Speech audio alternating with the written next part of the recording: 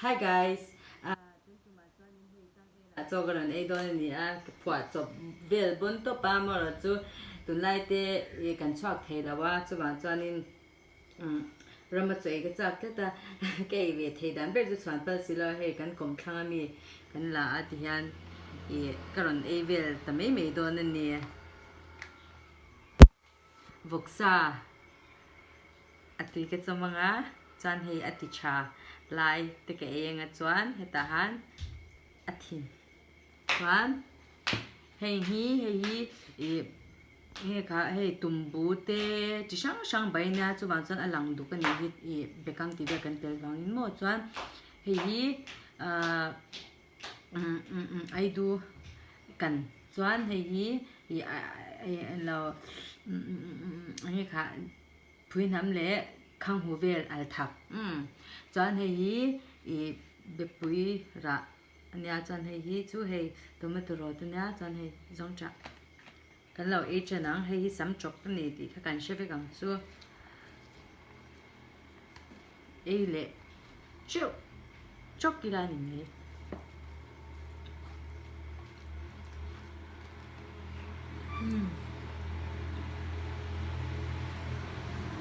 tui tok tu nai chu chom he bang sia mo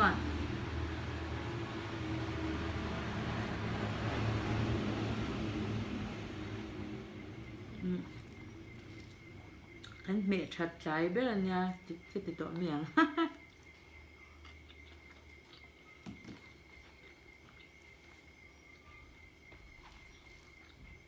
pesa ne pun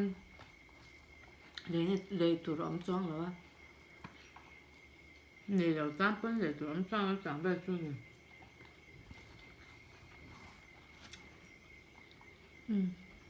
tui tok ai du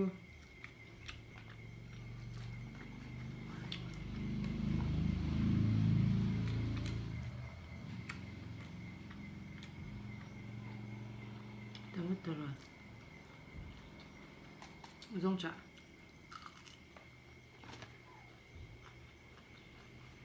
hostel ko omlai phe chanin ke chan te han min zo china enge e cha ber ta zo room che cho le vok sarep le zong cha ka ta cái tu na ha cái enge bok sa mi lo en chuan in lo sha chwa ka ring te tu he sa chin vok sa thin sam trok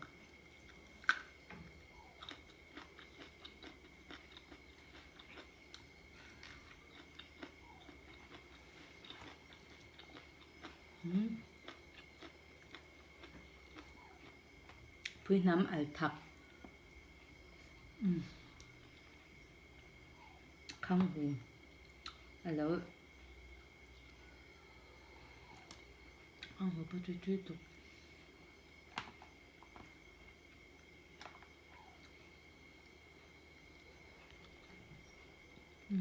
ra mà phe gan đây là hay chẳng hay là mấy ăn bé sao nè ôi sorry ai ôi po này là qua thao à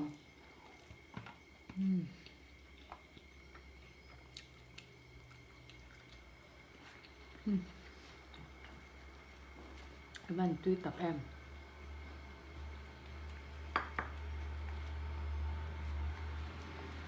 cho hi cái chum anh ya room de wa chum cái tu mà cái chum thia cái chum thiam thao na chu mà se nu te chu kan hi kan lo tuk lo ni hi room de si ang khan chum ka du a ha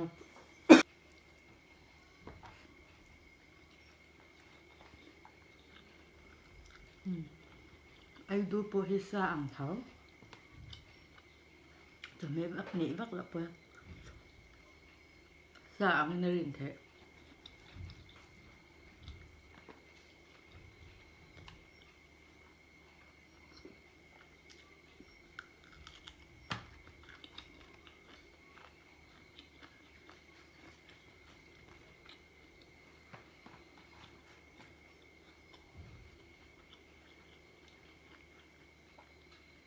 không thuộc sa hiên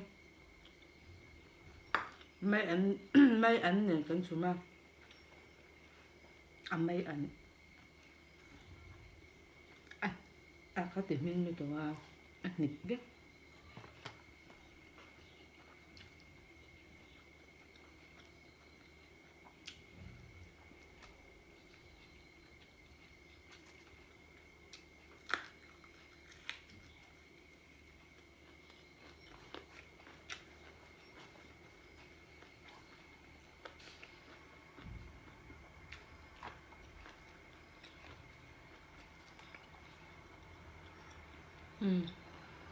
cái dầu luôn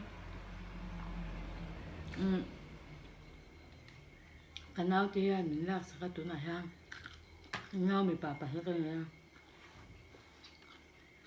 cái em sinh khởi chắc tới tụi con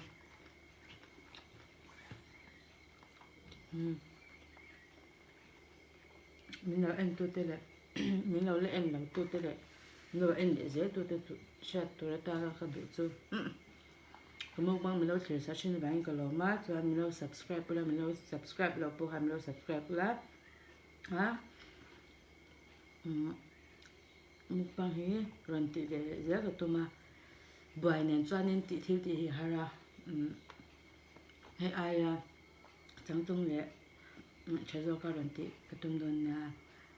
anh rồi vay cái làm